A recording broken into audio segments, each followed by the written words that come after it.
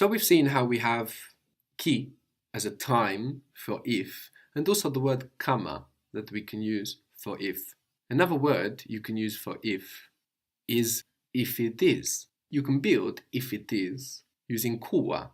So we see that kuwa in the present is is ni. But if it is, there we don't use ni, we build with the verb kuwa. Now when we're saying if it is, we have an it that doesn't refer to anything, but we absolutely need it because we're building the verb with it, we're starting the verb with it. And we saw briefly in those circumstances where we need an it, we really need an it to build the sentence that doesn't refer to anything, we use the it from the N group or the no noun group, no, which is, what does that sound? I. I, good.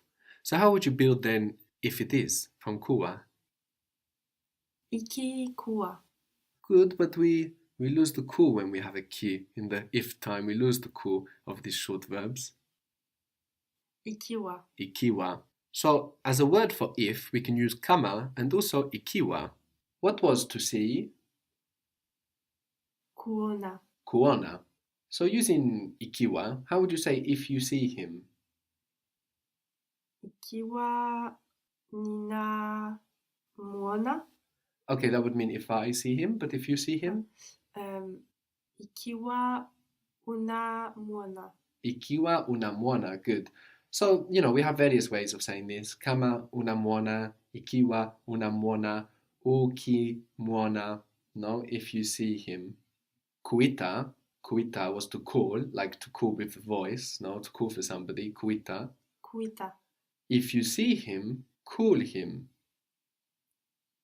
Ikiwa unamuona, ita. Call him. Muita? Good, but when we have an object there, when we say call him, then we include that. Muite. Muite. Ikiwa unamuona muite. If you see him, call him. So in the present, we have quite a few options for if. If we refer to the past, then we can't use our ki. Ki, no, it's just an if time. So if we want to show that we're referring to the past, for example, we would use kama or ikiwa. If you want to say something like, if they have arrived, then you want to use one of these words. What was the verb to arrive? Kufika. Kufika, very good. So, how would you say if they have arrived? Ikiwa au kama wamefika. Kama wamefika, ikiwa wamefika, if they have arrived. We saw kupiga, which was to hit and has a lot of other uses, and then kupika, which was to prepare and also to cook, kupika. Kupika. So how would you say, if they have arrived, I will cook. If they have arrived, I will cook. Kama wamefika, nitapika. Kama ikiwa wamefika, nitapika. Very good. If they have arrived, I will cook. How would you say if they haven't arrived? If they haven't arrived? Kama hawajafika.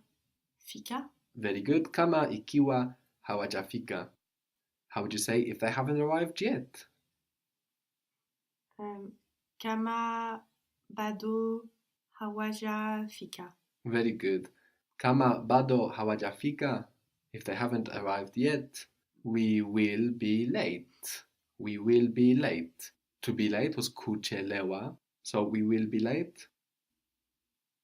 Tutachelewa. Tutachelewa. We will be late. Tutachelewa. Very good. So we've seen that we have ki in the present, but if we want to refer to the past, we can use kama or ikiwa.